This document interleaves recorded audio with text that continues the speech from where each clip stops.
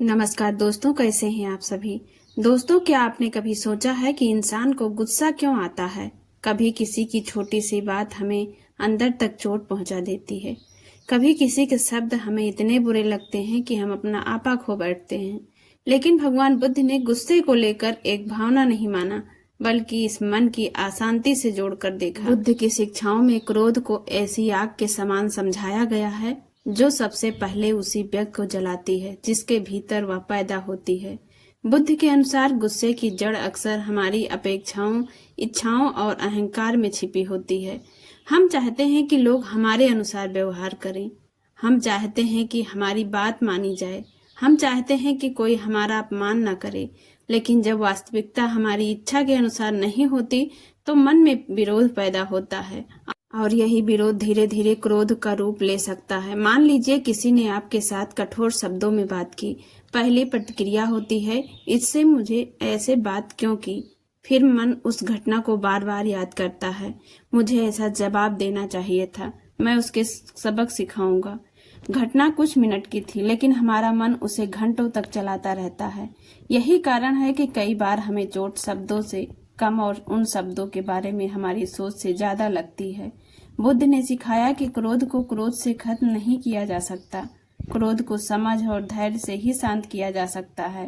कल्पना कीजिए, कोई व्यक्ति आपको गुस्से में आकर आप शब्द कहता है। अगर आप भी उसी गुस्से में जवाब देते हैं तो क्या होगा। उसका क्रोध आपके भीतर आया और आपने भी उसे आगे बढ़ा दिया। लेकिन अगर आप शांत रहे और तुरंत प्रतिक्रिया नहीं दी तो क्रोध की यह श्रृंखला वहीं रुक सकती है। इसीलिए बुद्ध की शिक्षाओं में सजगता यानी अपने मन को देखना बहुत महत्वपूर्ण है। जब गुस्सा आए तो तुरंत बोलने के बजाय कुछ क्षण रुकिए। अपने आप से पूछिए, मुझे गुस्सा किस बात पर आया। क्या मेरी कोई अपेक्षा पूरी नहीं हुई। क्या मैं अपने अहंकार के कारण आहत हुआ। और सबसे महत्वपूर्ण, अगर मैं अभी गुस्से में जवाब दूंगा तो क्या स्थिति बेहतर हो जाएगी या और खराब। कई बार इन सवालों के जवाब ही हमारे गुस्से की ताकत को कम कर देते हैं। बुद्ध ने हमें यह नहीं सिखाया कि भावनाओं को जबरदस्ती दबा दो, बल्कि अपनी भावनाओं को समझना और देखना सिखाया। गुस्सा आया है तो उसे पहचानिए, लेकिन ये मत सोचिए कि मैं ही गुस्सा हूँ। बस इतना समझिए, मेरे मन में इस समय गुस्सा पैदा हुआ है।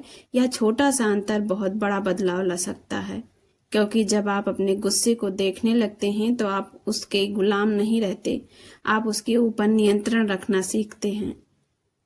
जब भी आपको बहुत गुस्सा आए, 3 काम कीजिए। पहला, तुरंत प्रतिक्रिया मत दीजिए। दूसरा, कुछ गहरी सांस लेकर अपने मन को शांत कीजिए।